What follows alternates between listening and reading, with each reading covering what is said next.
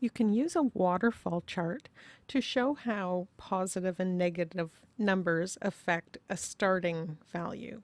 So here we have cash flow over 12 months of the year. We had a starting amount coming from the previous year. Some months are red, the cash flow was negative. Other months are green, so it's taking us back up. And we'll see how to create that from this list of monthly net cash flow. So here's the value. We want to create series. We're going to use a stacked column chart to create the waterfall chart. And I'm going to insert 5 columns. I'll right click and insert. So here are the spots for our new columns. We're going to create a base, and that's going to be an invisible column. So it would be right here, there's a column, that's our base that holds up these other columns that look like they're floating. We need an end amount. We're going to keep track of what's going down, what's going up, and where did we start. So those are the columns that we're going to add to create our chart. We're also going to add some rows. So I'm going to right click and insert on row 2, and that'll give us a little space at the start of the chart. Cell A1 will be left blank.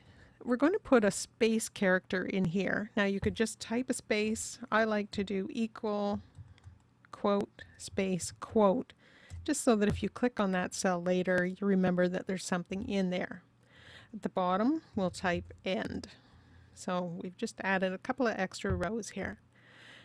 Then we'll put in some formulas. There are some holding values here, so I just typed an arbitrary number using 2000 just so it'll be a little column that we'll see, and those will be hidden later. We have our net cash flow, so we want to get a formula for the start, and that's just an equal sign, and click on the starting amount. For the down amounts, it will be equal to the minimum of either this number, comma, 0. So by doing that, we'll find any number that's lower than 0 and pull it into this down column. We want them to show up as positive numbers though, so put a minus sign at the start so that it'll turn that negative number into a positive.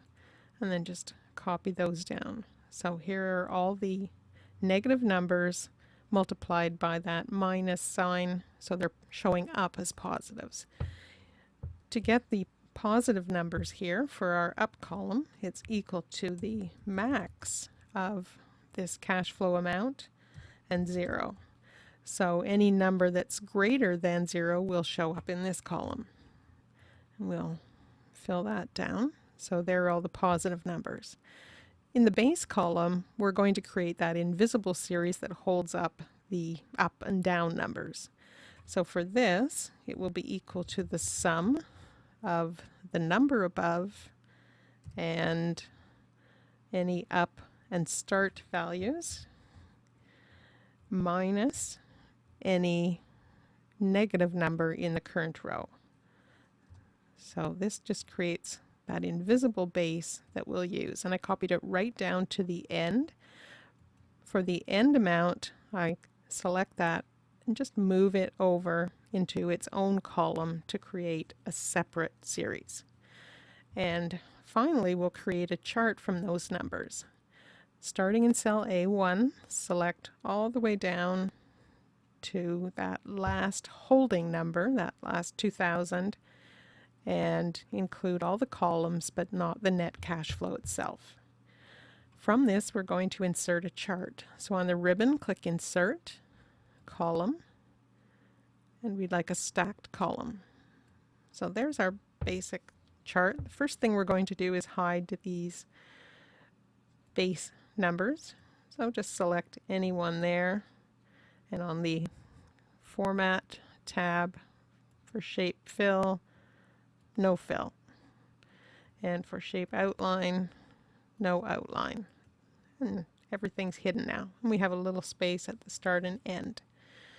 Then we'll change the color. So for the start, I'll make it just a shade of gray, and the same thing for the end.